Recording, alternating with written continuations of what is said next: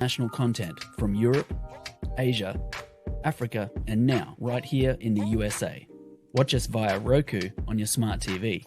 Download the Millennium TV app from the App Store to stream our shows anywhere, anytime. Millennium TV.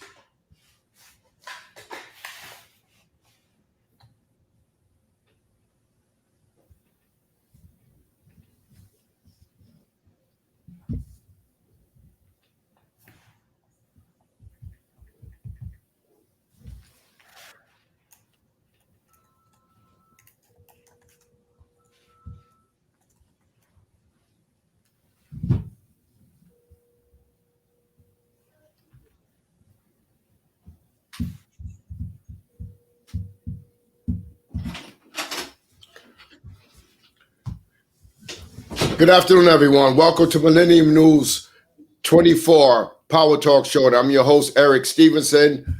We had a slight technical difficulty, but we're up and running now. And we're moving today forward on another great day of great news, great information coming live right here from Millennium News 24 and at your show, Power Talk. As I always said, we would always mix our subject matters. We would deal with health, we would deal with politics, etc., business, entrepreneurship, and community. And today, given the climate of what's going on, it's an election year, presidential elections on its way. So much chaos is going on around the world, within our country, etc. And we have today in the studio live,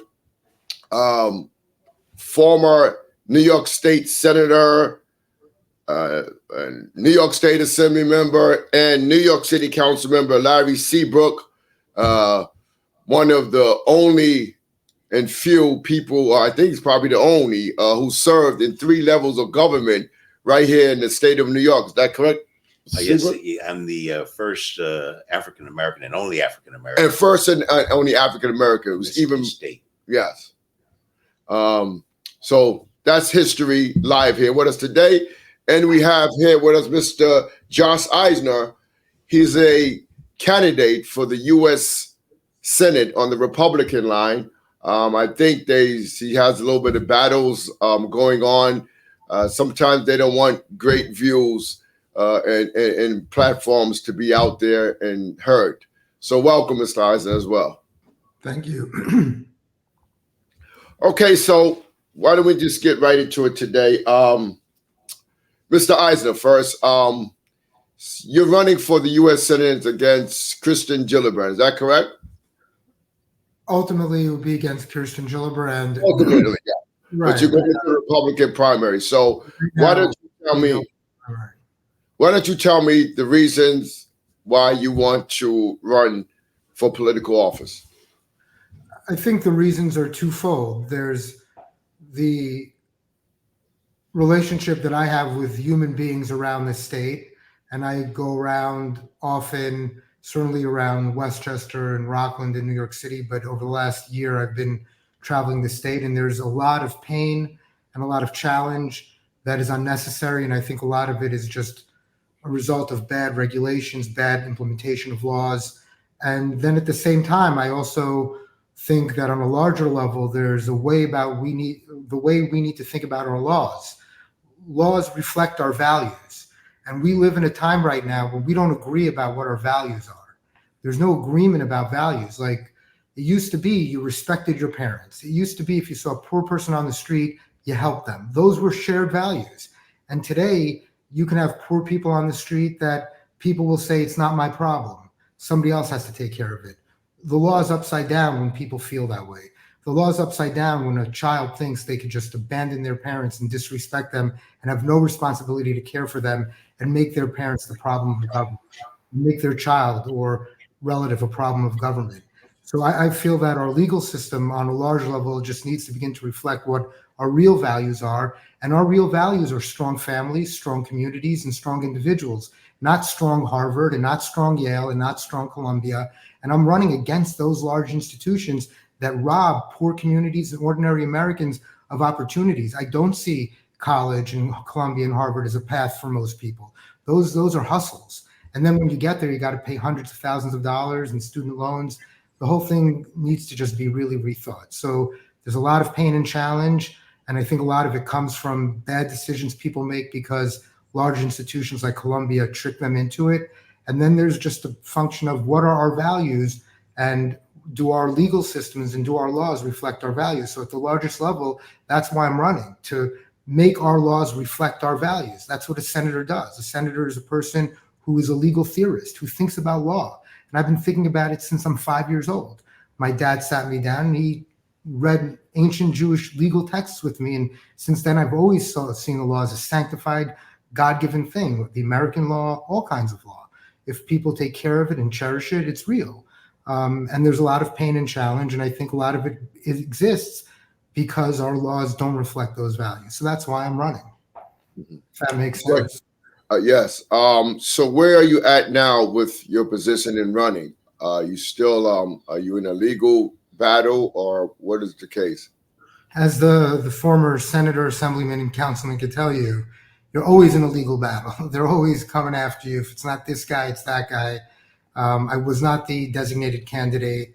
I'm not a fan of $950 billion in defense spending annually. I'm not a fan of ignoring communities. I'm not a fan of building huge NYCHA developments and giving out contracts to all sorts of companies that then don't do anything except take the money. And when you're running against those types of institutions, you're running against the powers that be. And obviously, I'm going to face a lot of tension. And I do think the home for these kinds of movements and this type of progressive thinking is today in the Republican Party, the party of smaller government, of trusting people. So I'm in a battle with the Republicans to just get on the ballot. I think that's going to be a little bit of a battle. But the rank and file Republicans certainly see the world my way, which is why I think the state party understands if I get on the ballot, I'll likely win a primary because I do have the support of most young Republicans. Well, dealing with the political climate we're in now and the chaos, I'm glad we have at least someone who's experienced, who's been actually elected into office on 3 levels of government, Mr. Seabrook here. Mr. Seabrook, I would just like to know, what is your view or what is your perspective on this climate that we in politics today? I mean, I know you've seen from your time something entirely different from what we're seeing today, but it's like, there's so much division in the electorate and the voters and the people. We're divided by race, we're divided by religion. It's so much, and it's creating such a chaos. What do you see it as? Well, I think that when you look at the situation of politics today, I came up in an era of politics when it was political fighting, but there was also political understanding and political respect. And we would have these political debates. And after the debate is over, there was still dialogue and discussion. But now everything seems to be about a fight, and nobody is winning in that particular fight. And I think that the values of people who are going into politics and what is the purpose, and politics, as I always say, why I got involved, because politics is the art and the distribution of goods and services to the community in which you represent. And when you get elected, those services that you're bringing back to the community and resources to the community. And I was able to be elected in the New York State Assembly, where I served almost 14 years in the state assembly, and then the New York State Senate when I served 2 terms in the New York State Senate, and I gave up the Senate seat to run for Congress, and I lost by 5 points there, and then I came back and ran for the city council, and I spent 13 and a half years in the city council. Wow. So I've had the opportunity to meet people from all over the world and understand in my travels in politics and in government. But I think that this now is the level of trickery more so in politics. And people got to have a level of honesty in politics and deal with those particular issues and the real issues that face our people in terms of housing, in terms of justice. The students who are out there with their raising their voice about these fundamental issues must be commended for their ability to have the right to protest on both sides, because there are protests on both sides. And as long as there's legitimate protests on both sides, then I think that that's healthy for the democracy. Yeah, yeah. And definitely like what you're saying, Mr. Eisen, about the Harvard and Yale, and it's not about the road to Harvard and Yale, it's the ordinary person, because not everyone is going there, you know. And so like Mr. Seabrook just said, the services and the right to protest, upholding our Constitution and democracy is where we have to continue to fight for, even though they're trying to destroy our democracy and rip it apart. They're trying to change the democracy in the middle of it all. You know, new rules they're trying to make apply now, and so on. Mr. Seabrook, so the year you was first elected was when? I was elected in 1984. 1984. Wow. So so you served the Assembly for 14 years? 14 years. So how was you able to get elected at that time? I mean, it was kind of tough probably in 84, and I know in the North Bronx at that time, it was kind of like the person who had the seat was Vincent Marchicelli. From Monticello, yeah. In 1984, the victory, the New York Times had written an article after it. I was the only African American to defeat a white incumbent in the whole entire state of New York in 1984. Wow. And so that particular period, and when I was elected to the New York State Assembly in the Northeast Bronx, there had never been a person of color elected above Fordham Road in the Bronx. And there had not been a elected person of color, African American, Latino, Asian, from the Northeast Bronx to Rochester, New York.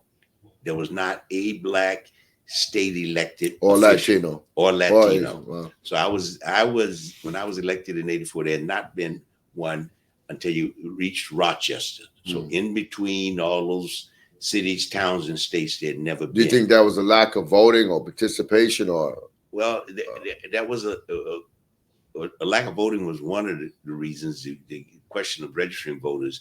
But then there was also the way that districts were drawn. And in the way that districts were drawn, it kept the minority participation out. And so the lack of that participation until the following year, David Gant in Rochester and Gary Pretlow in Westchester and others got elected after reapportionment years. But prior to that, the districts were drawn in such a way, because remember, at one point, the Republicans had control over the Senate and also had control over the Assembly. And so later when that changed. And who was the governor at that time? The governor at that time was Hugh Carey. And that's when the changeover. But prior to that, it was Rockefeller. Then it was Wilson, Malcolm Wilson, okay. who was because they were Republican governors at that particular time, yeah. and then later it changed, and Hugh Carey, and then Mario Cuomo. Wow. So 3 levels. So you kind of like was the trendsetter in breaking that barrier to as the first minority, like you're saying, in the assembly, and to be just geographically in that area, to know that no one else has been elected. We've come a far way, a long way now. So, and then you went on and you served in the Senate, right, and in the council. So what was the best part of serving in government? Well, I think the best part of serving in government is what you're going to do for the community in which elected you, and in the service of people throughout the entire state. When I was elected in the New York State Assembly, and I realized that I was now becoming a member of if you draw a parallel, of the 10th largest corporation in the world, called New York State. And I was a member of that board of directors. And so what I wanted to do was to see how best I was going to bring resources into my district, and I was going to have an impact into the people that elected me. And we're going to have to take a break, and we'll come right back. Just hold that thought. We'll be back momentarily. Hello, viewers in America and across the world. This is Eric Stevenson, host of the Power Talk show on Millennium News 24. Tune in every week at Sunday, 1 p.m. Eastern Time, American Time, and also on all of your iOS and Android devices. Also, all smart TV and Apple, Amazon, and worldwide through Verizon Satellite. And also worldwide through www.millenniumtvnews.com. And that's www.millenniumnews24.com. And through our social media, Millennium News. See you then.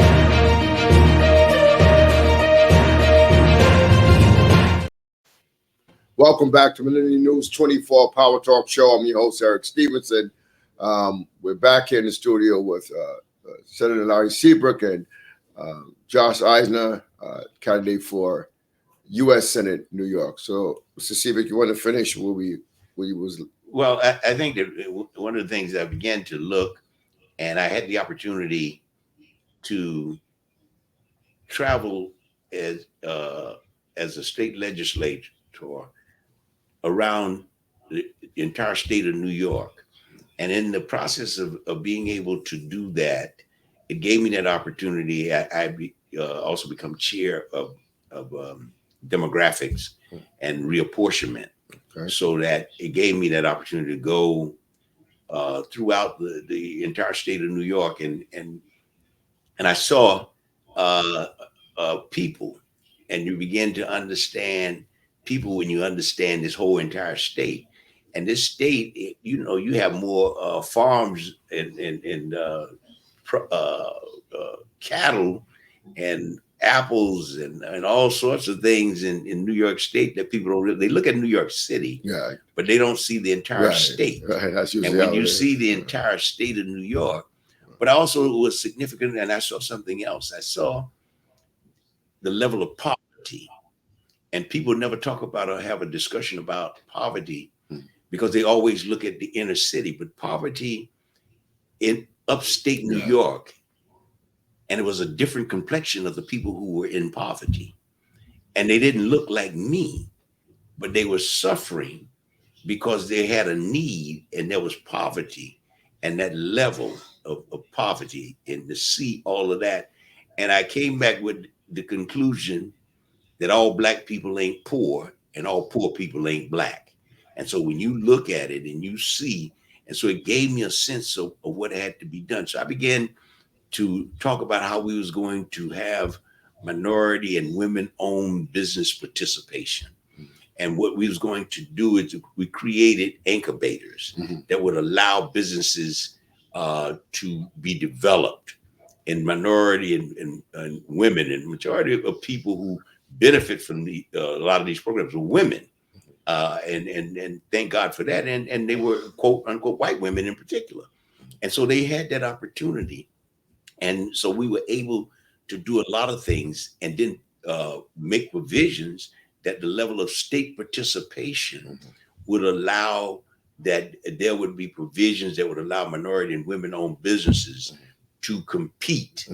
And you're not just getting any old Joe Blow, but these were people that we created and we had them certified, so they were able to do a number of jobs and put those things together. But prior to that, they were not even bidding and not even allowed to bid for certain jobs. And so you understood all of that. And I had the opportunity to do that. And in New York State, this is interesting. Syracuse, New York has the New York State Fair. I don't know if you've ever been. Yeah, to New York State Fair. I've never been up there, but I know about it. And I was a part of the minority and women-owned business to participate because there had never been any minorities participating in the state fair. And the state fair is a very lucrative and why venture. Is that? Why was that? Because there was never that opportunity of offering and opening up and bringing in them as entrepreneurs. So there was no outreach. So no outreach at all.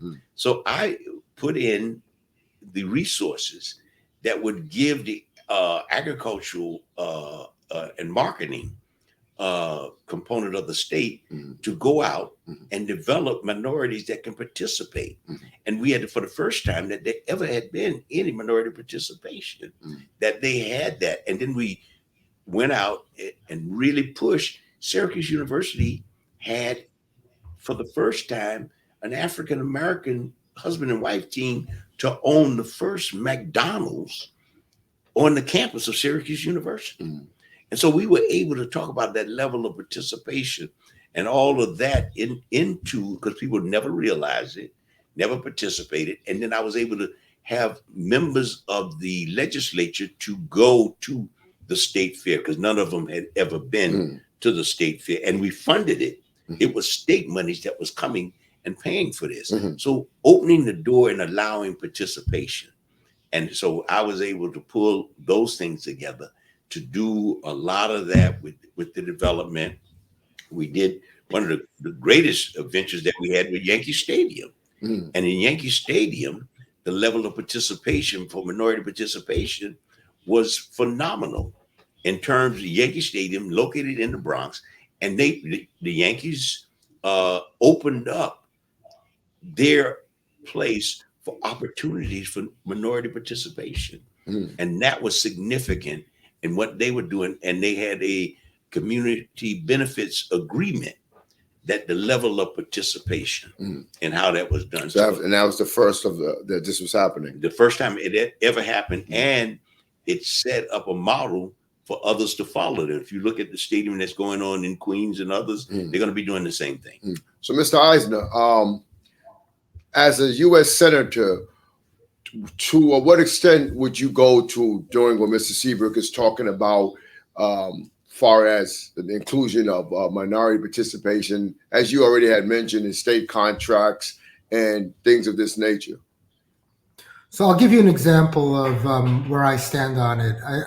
I think that government does way too much, and the poorer the community, the more government and big institutions like Columbia suck the economy out of those communities and into those large institutions. And I'll give you two examples. The first, the New York City Housing Authority, NYCHA. Okay, NYCHA spends $3 billion a year. Now, if you live in a NYCHA project and you become a vendor who wins a contract with NYCHA, you're now too wealthy to actually stay and live in the NYCHA project.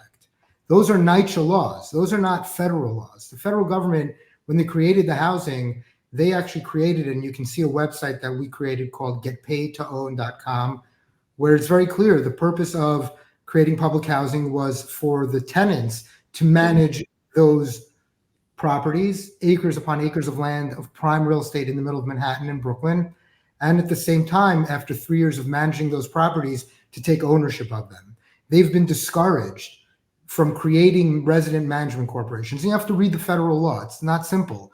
And that's part of the problem, is that when things aren't simple and billions of dollars of real estate is never simple, we don't take the time to think about it. But if you read the law here, you don't need a new law. The law is clear. The tenants can create something called a resident management corporation, an RMC, And after one is created, they immediately have full control over all the vendor deals. So now they can give those vendor deals to people they know, to people in their community. That will never happen if it goes to NYCHA, and NYCHA can only work with massive multi-$100 million companies that can quote unquote service something as big as NYCHA. Maybe NYCHA is too big, and maybe it's time for the tenants to take over the management of their properties and ultimately actually ownership. And that'll be transformational. That'll be the wealth spreading that everybody talks about. That'll be a form of reparations that everybody is talking about. This is the real deal. And it's in the law, and it should happen right away, and it should happen right now.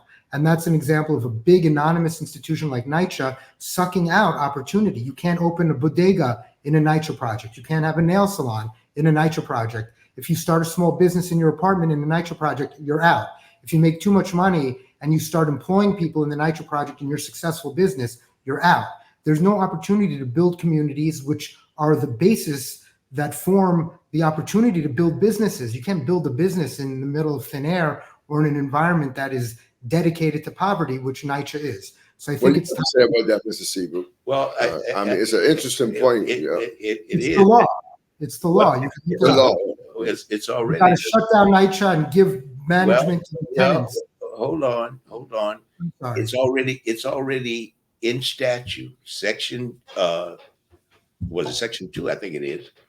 That talks about the level of participation that has to take place as it relates to people who are in NYCHA developments in terms of entrepreneurship, in terms of working, and they set aside provisions that's already there in NYCHA to have that done. And they can create and they can do it. It's the will to do it. The will is not there. You're right. The laws are written. There's many laws that want to incorporate people who live in NYCHA into the process. So is there law being violated here?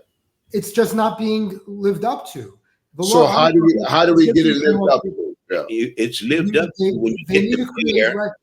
When you get the mayor and the local elected officials to read the law, read the statute, and then begin to tell people that this is going to take place. It takes guts and it takes the will to say that we're going to demand this and we're going to do this. It's already in statute, and everybody has walked away from it because the favorable contracts, NYCHA gives very little contracts to minority participants, and the majority of people in NYCHA are minorities. But if Mr. Eisner, as you were saying, so would you, as a U.S. Senator representing New York, would you fight and push this issue that this law is lived up to and the people are empowered to do these things? Well, I'm doing it right now as just a private citizen by helping NYCHA tenant leaders retain counsel and create the resident management corporations. The former senator and I are talking about two different laws. He's talking about a law that requires NYCHA to give a certain number of its contracts to minority-owned businesses and to employ a certain number of NYCHA tenants as NYCHA employees. And they're still not living up to that. They're not even living up to that low-level standard. What I'm talking about is actually the federal law, which was written, 70 years ago when they created public housing, that the goal of public housing was not for it to become entrenched and something that's generational, but rather a short-term solution to an acute housing problem that existed in the 50s after the war. So the former senator and I completely agree. Both laws need to be lived up to, but in different ways. The one I'm talking about requires less government participation. The tenants could just create the resident management corporations, and when NYCHA refuses to give over the vendor management to them, then they sue NYCHA, and then the politicians will have to explain to tenants why they're not trusted to manage their properties. So we're going to call out AOC and all the fake radical left-wing people whose hands are as soft as ever. They've never worked a day in their life. They don't know struggle. They don't know pain, and they don't know tragedy. A lot of these news. I have a question for you. How many of these elected officials do you think actually in Congress and the Senate knows about what you're talking about right now? None. Very few, because I speak to many of them, and they're shocked to learn that it's the law. Because so maybe we should have a campaign enlightening the elected officials on them coming aboard a coalition to support. But I think more important than the elected officials are the tenants. They need to create the resident management corporations, because the elected officials have been obviously discouraging them from creating these RMCs. And again, you have to read that law. It's a federal law, but they can create an RMC. What is the law? What is that law, though? Do you have it on a website called Get Paid to Own, and you can see it over there. It's very, very clear. I could tell you exactly the law right now. Okay, all right, I'll check it out. Yes. Yes, well, U.S. Code 42 in the U.S. Code, Volume 42, paragraph code number 1437 R and S. R is called Public Housing Resident Management, and S is Public Housing Resident Ownership. Yeah, and that's the law. Now, so where is this taking place now?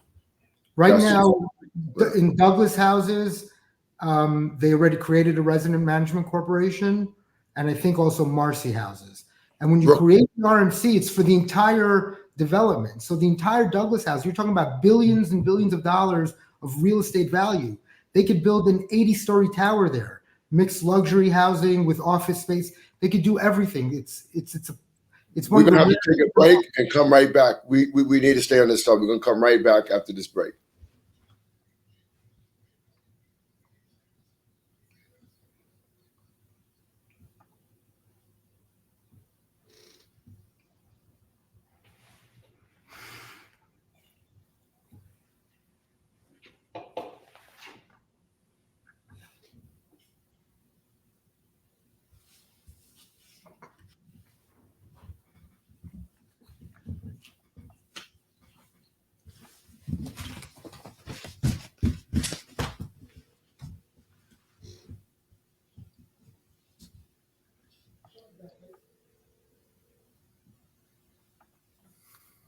I don't know.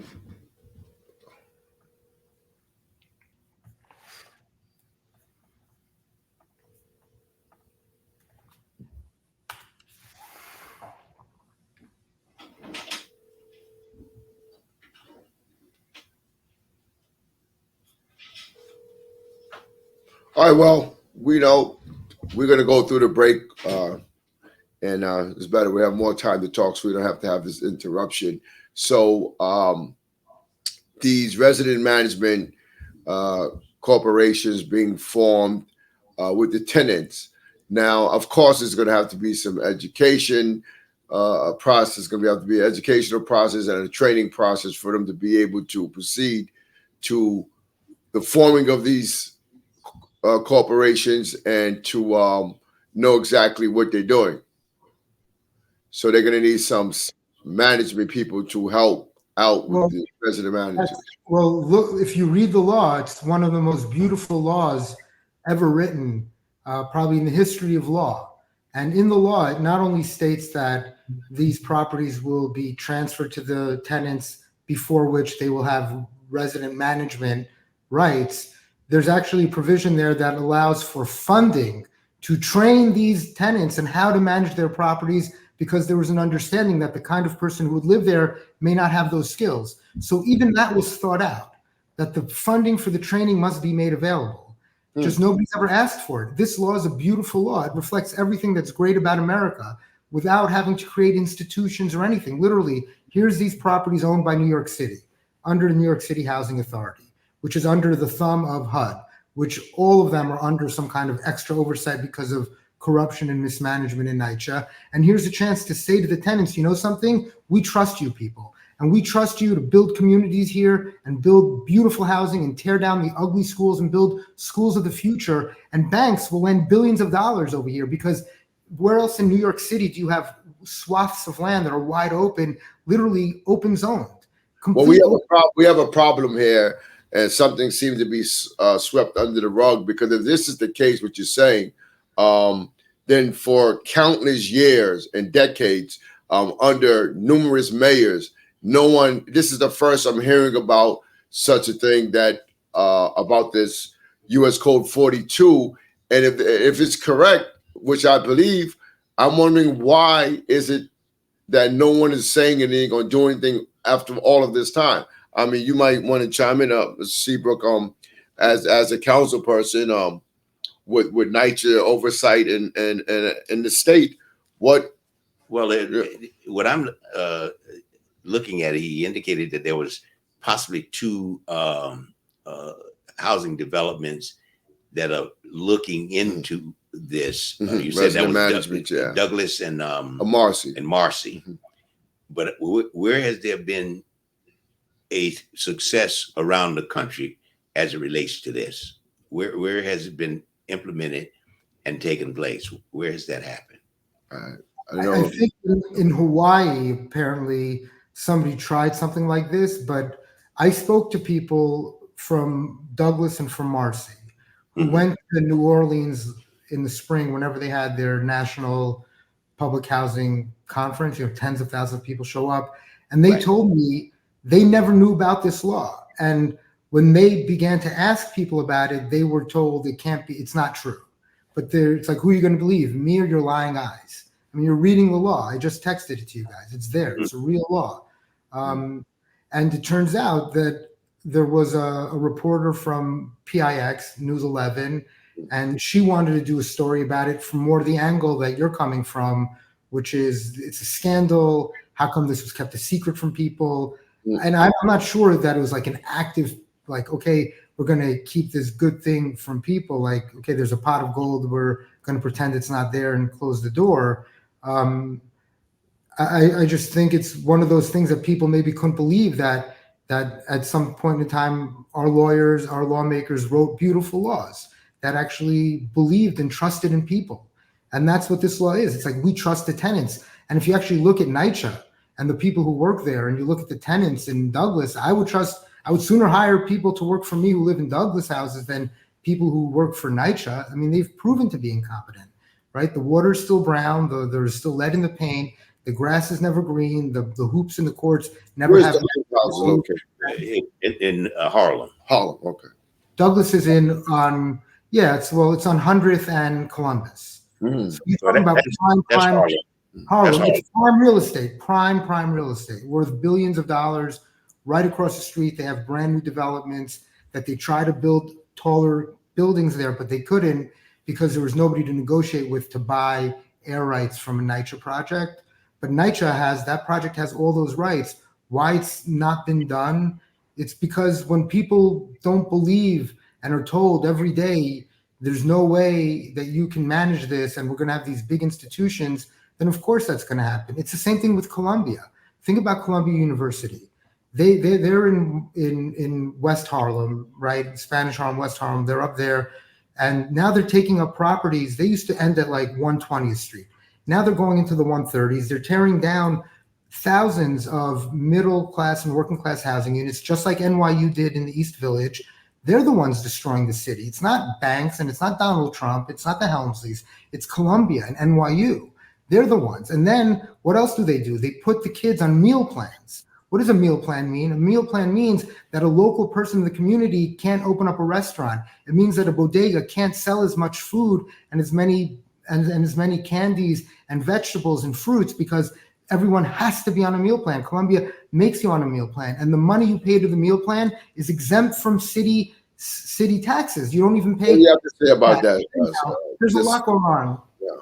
Well, I like to really look into it. One of the things, if there was the ability for banks and they really wanted to make money in this, they would have done this a long time ago. First of all, I think that when you look at how, and they see this property and they see that Columbia, and they want to say that, and we can develop all of these big buildings and all of this, the question is going to be, who is going to be living in there when all of this takes place and the changeover that takes place? And will the ownership, will there be ownership of people who actually live there today having that ownership? This is the question. And will they be the ones and the recipients? They own it now. As soon as they create the Resident Management Corporation, within 3 years, they own the properties. They each own, it's like a cooperative. So the entire Douglas houses would be considered an entity, and then a whole bunch of people there would own. And then the people who run it, and this is where, like, I'm a Jewish guy, right? So I roll in there, start talking about real estate. I can understand why maybe some people rightly or wrong, like, hey, what's in it for this Jewish guy? What's he thinking, right? Now, if I said that, you'd call me anti-Semitic. Don't you ever say that. No. But you know what I mean. Meaning, like, but if I said it, you call me. So stop that. Yeah, no. But you know what I'm saying? Like at the end of the day, it's got to come from the tenants. The tenants need to demand it, and the tenants need to act like people who inherited billions of dollars, like Brewster's Million. Remember when Richard Pryor inherited all that money? It's like that. It's like that's a movie. That's but a movie. Over here, that ain't real. That's not. But over here, there's an analog in the sense that the people who live there are lucky because there's a law that really benefits them. And don't forget, when they wrote this law, nobody believed that Douglas houses or Marcy houses would be worth any money. They built these projects there because nobody wanted that land. Nobody thought they could make money there, right? If banks or somebody thought they could have made money in Douglas, they'd have built that stuff there first. They built those. They built over there because there was a level of people in the period in which housing was developed. And remember, the majority of people who lived in public housing wasn't Black and Latino. The majority of people who lived in public housing were considered quote unquote whites. Public housing was white in New York City, the years that you're talking about. So they weren't building it there, but this was a way in which, because it was all tenements, and the removal of those people, the poor ethnic groups, the Irish, the Italians, they were in public housing first and foremost. And I think in early iterations of public housing. Yeah, well, that's when they built it. You said 70, 80 years ago with the law. But you also had, when I lived in public housing, and in the 60s, early 60s, majority of people in public housing didn't look like me. And so Edenwald projects and all those projects, so let's realize who it was and why it was built, why these projects were built. And then we found out later you were steering people to projects. And I when I got to the legislature in 84 and asked for a list of all the public housing facilities in my district, and they sent me the list, I never knew that some of those places were public housing. Right? Yeah, nice, yeah. And they didn't have not one African-American tenant. Now that's impossible if you go and buy. What year was this? This was in 84. 84. Prior to that, Ed Koch said, well, the reason why is we wanted people to go where they felt comfortable, and we had a little steering. So they were steering people to where they wanted them to go.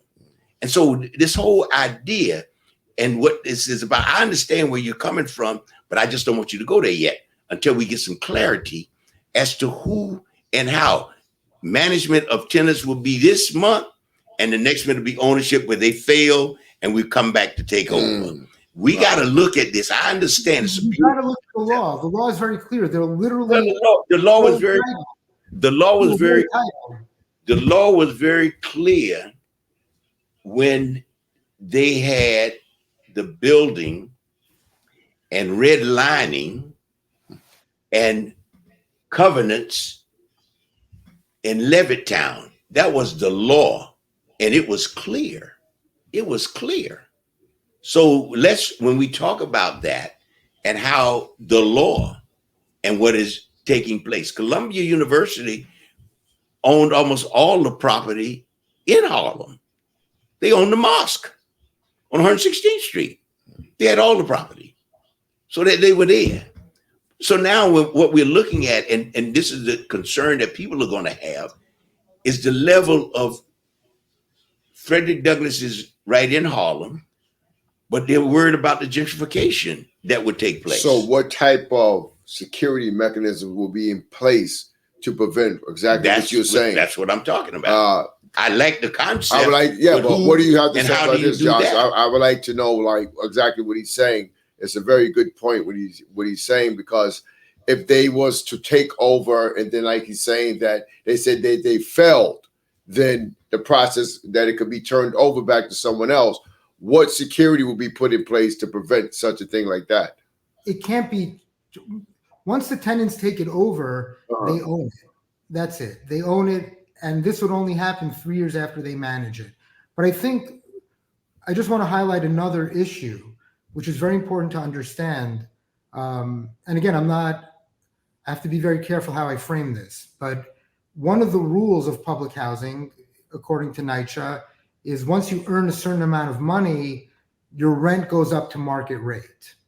Okay, so in one of my businesses, I had a guy who lived in a public housing development, and he had a good year, second year out of college, 24-year-old guy. He earned $125,000. He lived with his mother and his sister in a NYCHA development. Not only that, he got 2 other NYCHA guys to come and work in our company who were making good money.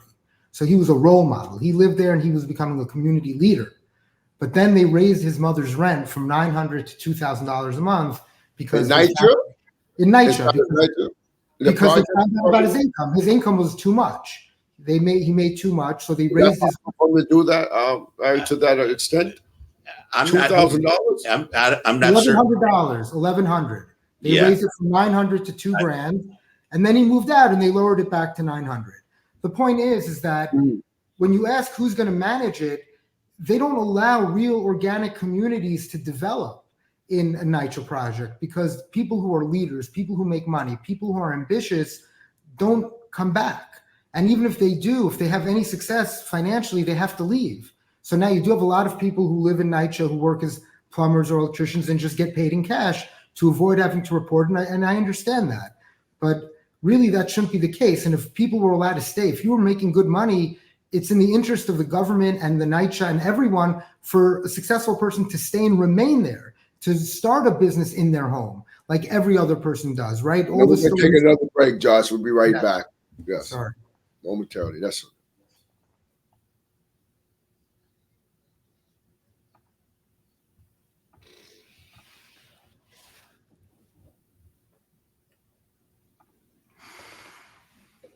There's a lot going on with NYCHA that has to be addressed. It's got to be eliminated. Sometimes you live with an injury, and sometimes you just get the surgery.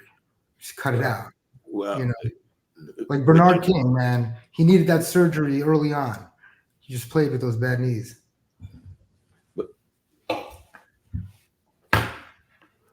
Okay, Mr. Seabrook. So, what do you? So, how does this get tackled? I mean, I didn't know we was going to go into such this subject for so long, but because it's such a hot topic and such an interesting point, what I'm hearing, it's a real issue here. And how do we address this? How do we get this on the road to these housing residents into their management and get what's rightfully supposed to be for them? Well, I think that one, housing and public housing and its creation was not supposed to be a legacy for everybody, just to continue to stay. It was, you're moving here to better yourself, to move someplace else. You came out of a tenement into public housing, out of public housing into maybe a Mitchell-Lama. What I'm saying is that with tenants, everybody, when we're talking about putting these things together and the level and the failure and what NYCHA, you can go in some NYCHA developments that you wouldn't think was NYCHA. Just as I said, I've seen something before, like that on the Lower East Side. When you have people, and that we never knew that they were NYCHA developments, and you were steering people to those places and not to others. Well, because most people think that NYCHA is only projects. Right. And so when you look and you saw that taking place, my concern is that there are ways in terms of management and what needs to be done. I'm not saying I've never been a fan of those who are in NYCHA, working in NYCHA, because the whole thing, you can change it and you can put folks in to do a better job. And so that's not the concern, but the resources in which you put into NYCHA, state level and the federal level has not been what it should be. Yeah, that's has for sure. not been what it should be. And then, like you said about the training they want money, and they want the failure because it's always you can look at them. Mm-hmm. His developmental eyes see differently because they're talking about air rights. Not a person in NYCHA development know what air rights are. That's true. But they'll be trained. But they'll be trained. Yeah, that's the point. The law. There's 3 years for them to learn. My only thing is they should create the RMC, even if they do nothing with it. But it creates political pressure on the fake progressives who only use words but are afraid of when people really start having a little power. Yeah, but the fake progressives are going to be who they are. The people that control those budgets that refuse to put money into public housing are the most damaging than those fake progressives because they have the power to put resources in. The federal government has not put the monies into NYCHA in which they are supposed to. The state of New York has not put money into their state projects. They built state projects as counter to a lot of the Mitchell-Lama developments because at that time, the Mitchell-Lama developments was not abiding by the list. So what about these housing committees in the state government and in Congress that should be addressing this? Why aren't they on top of this and making sure that money gets put into the budget? Because their desire is to always continue to keep everything ghettoized, confined sense of pointing that's bad. Look at that as a measurement. And to prevent putting the money in. Putting the money in because people say, oh, they just giving the money. They just throwing the money. They don't deserve the money. They don't, all of this. But these are, I'm telling you, when you go on Boston Road, there was a house. I thought it was a Mitchell-Lama. It was a New York City public housing. Wow. New York City public housing. The president needs to be addressed about this. Well, they need to put monies in. They got to put the money there, but the money is one part of it. It's the complete mismanagement. I think if the idea that you're going to manage 600,000 people who live in NYCHA altogether, nobody else, if managing 50,000 units in one company was a good idea, then rich people would be doing it. Rich people don't do it. They manage it one building at a time.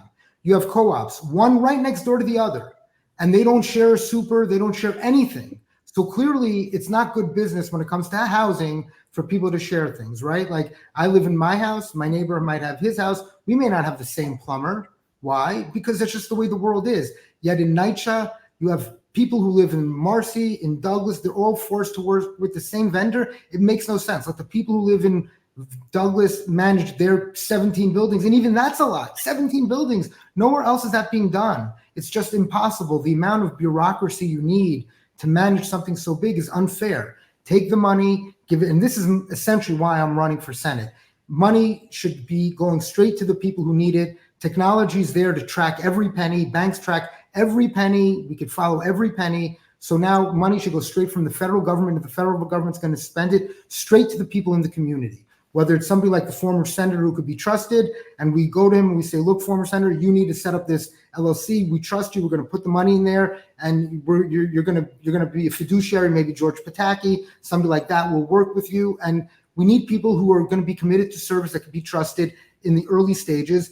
But then the tenants will learn how to do all this work. But it's about trusting people. We have to trust the people on the ground. I don't believe in the bureaucracies. HUD, NYCHA, all those middlemen are hustlers. They're just okay, we're gonna have to move forward because time is running out. We only have some minutes left. We want to talk about some other subjects. And it's something we're going to revisit. It's something we're going to investigate, and it's something that we're going to see how we take action about it, or added action to go on to what's being done, because this is very, very crucial. What I'm hearing, I definitely have to go do some research and look more into it, and then we should look at definitely pinpointing this on our electeds for the action of putting this money and making this happen. Presidential election. Here, I know, of course, Josh, you're running as a Republican on the Republican line. We have a Democratic senator, assembly, council member here. It doesn't mean that Biden is the best. Doesn't mean that Donald Trump will come and be the best. But who is best fit to run this country at this point? I'll start with you, Senator. Well, I would look at what has been done. You always look at the record. Forget whoever. It's the record. Mm-hmm. And when you start looking at talking about relieving people of their college debt, and nobody has done a better job. Crucial. That's very big. Than the president is doing his job now. Okay. When you look at the president in terms of his appointees and who and what he had been able to appoint people to positions who've done a tremendous amount of work as it relates to the infrastructure bill and the number of people being employed, because a lot of those people employed and that unemployment level going down is based on them working in a lot of these federal projects that is taking place. So job creation, job development, and healthcare, and having access to healthcare, a continuation of people is and much more, and trying to do much more in healthcare. So you look at that record and you see that he has done that. And then Biden has shown that he will stand up for the rights of women to make their own decisions about their own body. Abortion rights. And he is, and people realize not just abortion rights, but their healthcare rights on the basis of women in terms of prenatal care. And all of this comes underneath that. I think let's deal with the record. Let the record speak for itself. So Biden should continue. Biden should continue. Josh, what's your thoughts? Who's your choice? So I see it similarly to the senator. Obviously, I'm a Republican. I think Biden and some Republicans. I see Trump as a pretty, some of his rhetoric might be over the top, but at the end of the day, he's very focused on his own personal agenda of being the president. I think he ran a very Republican kind of situation. In fact, many of the people who worked inside, like Bolton, were very old school standard Republicans who've since stabbed him in the back. Barr that he installed as or Sessions. I mean, these are basically, straightforward Republicans. And I think because both Biden and Trump, and in the case of Trump, because he's not so ideological, I think he's going to allow, sadly or not sadly, the bureaucrats to do their thing. So I think you're going to get a pretty straightforward kind of Republican administration out of Trump. What I do like out of Trump is that on issues that most Republicans aren't willing to negotiate, he is, like abortion. He's already saying, look, we're going to have to figure out a time. Maybe it's 6 weeks, maybe it's 15 weeks. And I think he's leaning toward 15 weeks. And that'll be a real challenge to Democrats to be able to respond, I think, on that issue. Are they going to still stand by New York state law, for example, which allows a woman to have an abortion and a doctor to be protected from any kind of prosecution? 15 weeks is kind of severe. What you think 15 weeks is severe? I don't know if that's the right number, but I certainly don't believe in life at conception as the basis for law. That's not we're not going to make IVF and abortion pills illegal. So we're not going to have SWAT teams around sororities, right? I'm a small government guy. I don't want laws. I don't want people involved in the healthcare. I think the whole abortion debate, in a way, is a mistake. It's part of healthcare. And if somebody's obviously pregnant and then she isn't several times and there's no baby, so I like to speak to the doctor, most prosecutors would. But I think we've made a big issue out of, a lot of things that most Americans do. Okay, so there we have it. The record versus what you're saying. So the people will have to make a decision on what's the record states and what's best and who's best. Gaza war. What are we going to do? How are we going to get this under control and stop and bring some peace to this nation and the world? Well, I would say that what needs to be done is first, it has to be addressed the lives that are being lost. It has to cease. Release the hostages in the war, and there has to be an honest settlement of a two-state solution to the problem. You do that, it solves the problem. Josh, quickly. Yeah. I'll just mention, I'm very happy that this is the last thing we're discussing, that we spent all this other time on NYCHA. It was very important. Most people spend all the time on this topic, and this is not the problem. Our issues are NYCHA, housing, food, education, right here within 50 miles of where every person lives. We can all take personal responsibility. And all those kids out there protesting at Columbia, where are they the rest of the year when public schools need tutors? Where are they the rest of the year when single mothers need babysitting? They're nowhere to be found. So I don't believe any on either side. I don't believe the protests. Like, this is the issue they're coming to protest. That being said, I'm a Jew. My father was an Auschwitz survivor, and I saw what happened on October 7th. That wasn't just nationalism. That was anti-Semitism. That was hatred, rape, murder, body mutilation, the worst kinds of stuff. I worked with former Governor Pataki. We went to Ukraine 11 times as an organization. I was in Ukraine 7 times. I went to Israel twice, and we set up a PTSD, post-traumatic stress disorder retreat with an organization there for first responders of the October 7th massacres. And those guys are devastated. I mean, you can't imagine what they saw. And that is barbarism at its core. I just think the Israelis don't need to make big statements. We're going to destroy Hamas. We're going to do this. The only thing that they should care about now is getting their hostages back.